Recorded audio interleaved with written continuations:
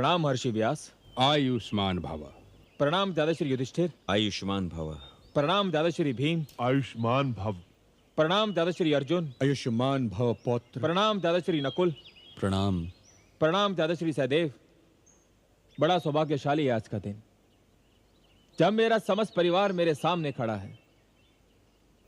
मुझे गर्व है इस बात का कि मैंने ऐसे कुल में जन्म लिया है जिसने इस युग में सत्य, धर्म और परमवीरता की पताका थाम रखी है।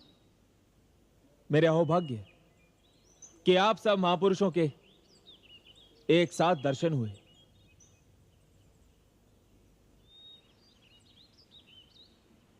महात्मा बर्बरीक, हम सब एक विशेष उद्देश्य से आपकी सेवा में आए हैं। मैं इस अवस्था में भी यदि आपकी कुछ सेवा कर सका तो स्वयं को धन्य समझूंगा।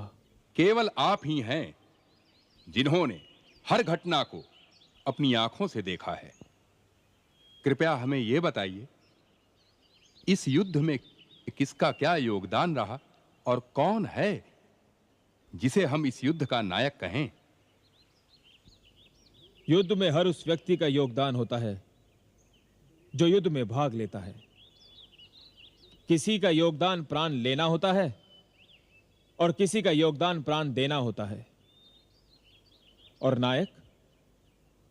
नायक तो हर योद्धा होता है, चाहे वो साधारण सैनिक हो या सेनापति। फिर भी यदि आपसे पूछा जाए आपने क्या देखा तो आप क्या कहेंगे? मैं वही कहूंगा जो मैंने देखा। और आपने क्या देखा?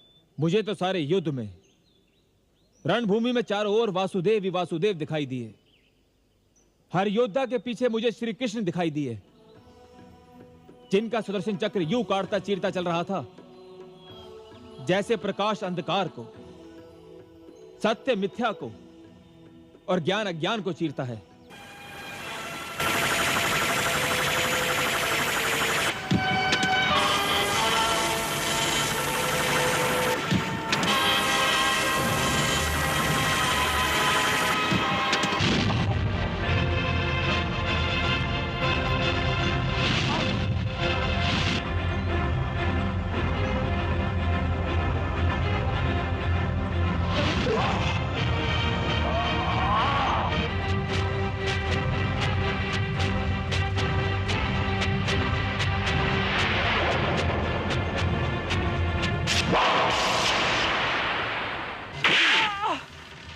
तेरी छाती का लहू पीऊंगा दुशासन।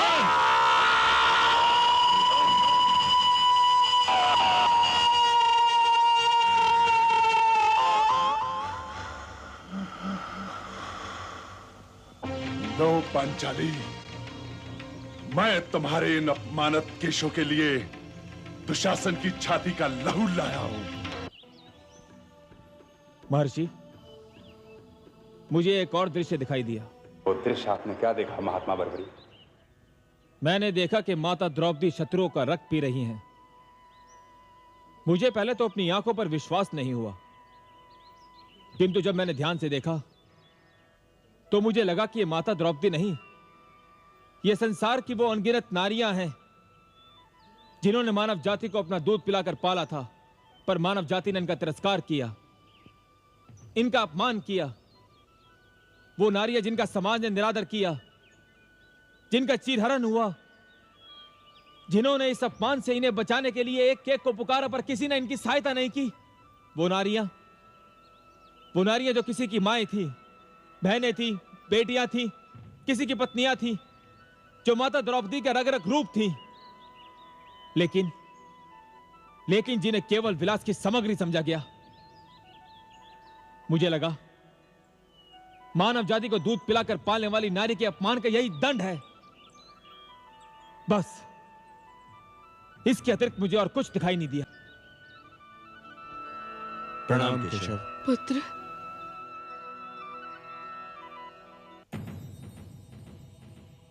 हे बंसीधर, क्या मेरा पुत्र सदैव इसी अवस्था में रहेगा? कदापि नहीं। अपनी शक्ति का उपयोग तो हर प्राणी करता है।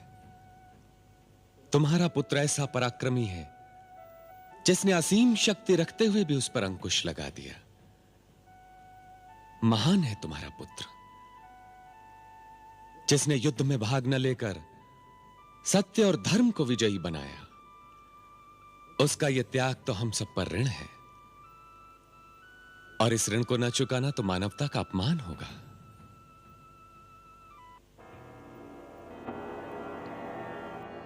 वासुदेव श्री कृष्ण, आपने हमें याद किया।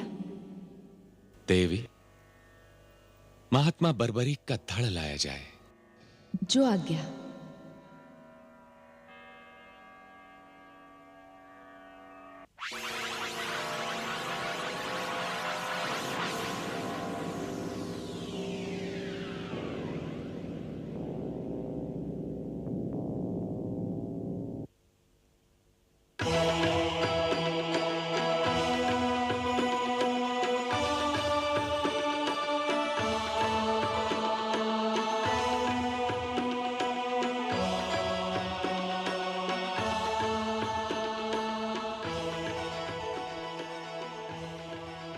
बर्बरीक, हम सब तुम्हारे आभारी हैं।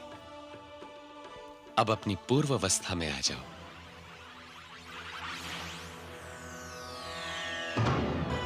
पुत्र, मेरे लाल बर्बरीक, मेरा जीवन तेरे बिना अधूरा था पुत्र। चल, घर चल, चल। नहीं माताश्री, मैं अब घर नहीं जाऊंगा। ये तुम क्या कह रहे हो? ऐसा क्यों? माताश्री, इस युद्ध को देख लेने के बाद अब कुछ भी देखने की इच्छा नहीं है। मैं अपना शेष जीवन तपस्या में बिताऊंगा और भगवान से प्रार्थना करूंगा किसी भी युग में, किसी भी पीढ़ी में किसी को भी ऐसा युद्ध न देखना पड़े जिस युद्ध में एक ही परिवार के सदस्य एक दूसरे के रक्त में स्नान कर रहे हों। माताश्री, आप घर जाइए। मेरा मार्ग आपसे अलग हो चुका है। ऐसा मत कहो पुत्र, ऐसा मत कहो। इसे मत रोको कुलवधू मोरवी। इसने जो भी कहा उसका एक एक शब्द दर्पण के समान है।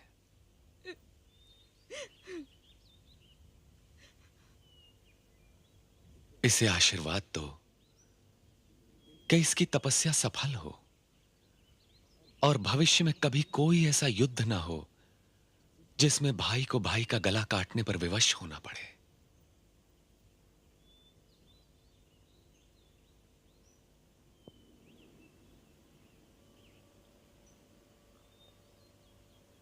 अनुज मेघवान, मेरे पास आओ। जाओ पुत्र।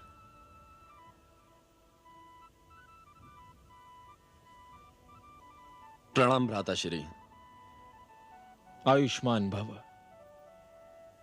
अनुज, तुम्हारे कंधे अभी बहुत छोटे हैं, किंतु इन कंधों पर अभी तुम्हें दोहरा भार संभालना होगा। एक तो माताश्री के प्रति मेरे स्नेह का भार और अपने स्नेह का भार भी। अनुज, मुझे वचन दो कि माताश्री को कोई कष्ट न होने पाएगा। मैं वचन देता हूं भ्राताश्री, मैं माताश्री को कोई भी कष्ट नहीं होने दूंगा।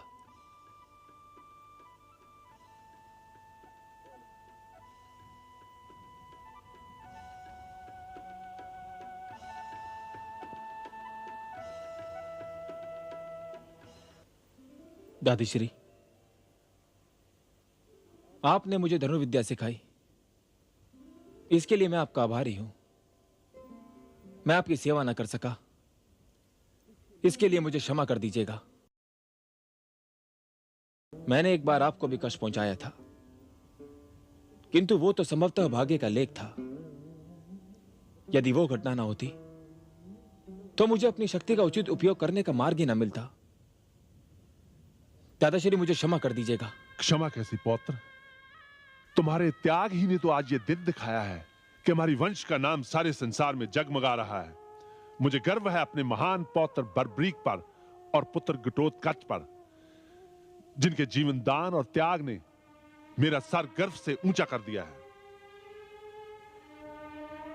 आयुष्मान भव पौत्र, सर्व श्री पितामह जनों,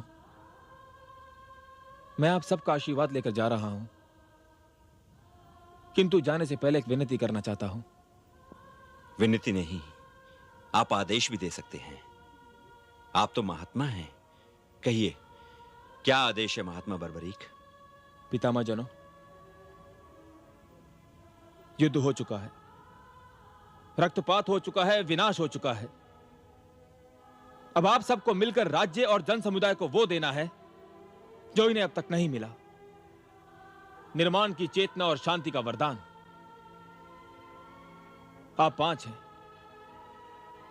आप 5 के विचारों में तो मतभेद हो सकता है, लेकिन विचारों के मतभेद से घबराइए नहीं।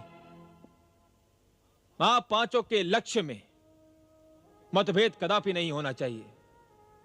आप 5 का लक्ष्य एक होना चाहिए, राज्य और प्रजा को न्याय देना, आर्थिक न्याय, राजनीतिक न्याय और सामाजिक न्याय। आप सब भाग्यशाली हैं।